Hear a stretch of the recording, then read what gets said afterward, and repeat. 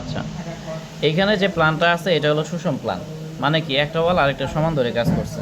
কিন্তু কিছু কিছু প্ল্যান আছে এগুলা কি বিষম প্ল্যান, মানে কোনোটা সমান না, বাইক এরকম হইতে পারে। ঠিক আছে, ওই ক্ষেত্রে তুমি যে বললা ডাইরেক্ট করব, এই ক্ষেত্রে বিষয়টা একটু জটিল হয়ে যাবে।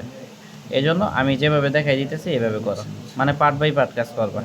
এক কলাম থেকে আরেক কলামের হিসাব করবা, করে দেখবা যে এখানে ওয়াল কয়টা আছে, ওয়াল জয়টা আছে এটা গুণ করে দিবা, গুণ করে হিসাব করবা আর কি।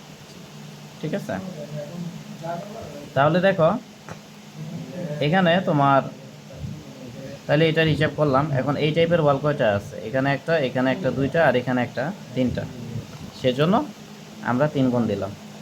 এখানে কোনো প্রশ্ন আছে কিনা, থাকলে ভাই বলতে পারো। নিচেরটা আমরা কেন নিলাম না? নিচের বলগুলো এদিক হইতো না?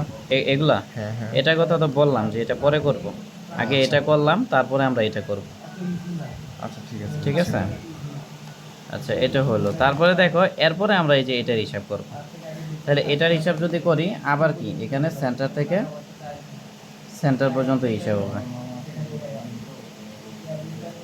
আগে ফোন দাও তোমার, আচ্ছা। তাহলে এটার ক্ষেত্রে আবার সেন্টার থেকে সেন্টার পর্যন্ত হিসাব করব। এখন দেখো এই সেন্টার থেকে কর্নার পর্যন্ত কত, 12.5। এই জন্য আমরা আবার 12.5 নেব,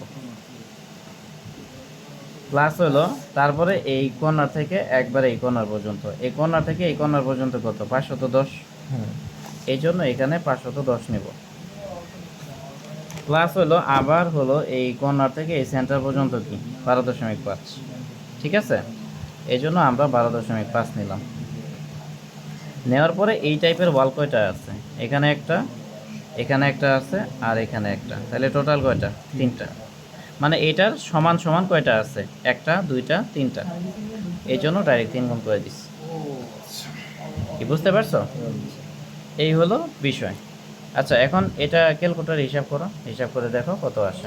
হ্যাঁ, একটা জিনিস কনফিউজ। হ্যাঁ বলো, যেমন অবভিয়াসলি। হচ্ছে এখানে যে আমরা করলাম যে আপনার এটা 510 আছে, হ্যাঁ। হ্যাঁ 510। এখানে তো 350 আছে আবার। এখানে বিষয়টা হলো দেখো, এখানে ভাগ ভাগ করে দিছে, মানে এতটুকু 350, আর বারান্দার জন্য এখানে একটা মাপ হবে 120 বা বাট 140-এর অ্যাকচুয়ালি মতো। 300 ইয়ে আছে, হ্যাঁ, এখানে তো তোমার 510 মাথায় আছে। রাখতে হবে যে কোনটা ডাইরেক্ট দেওয়া আছে, যেটা ডাইরেক্ট দেওয়া আছে সেটার সাপেক্ষে হিসাব করে বাকিগুলোর কাজ করবা, এটা তোমার জন্য সহজ হবে আর কি। ঠিক আছে, এই হলো বিষয়।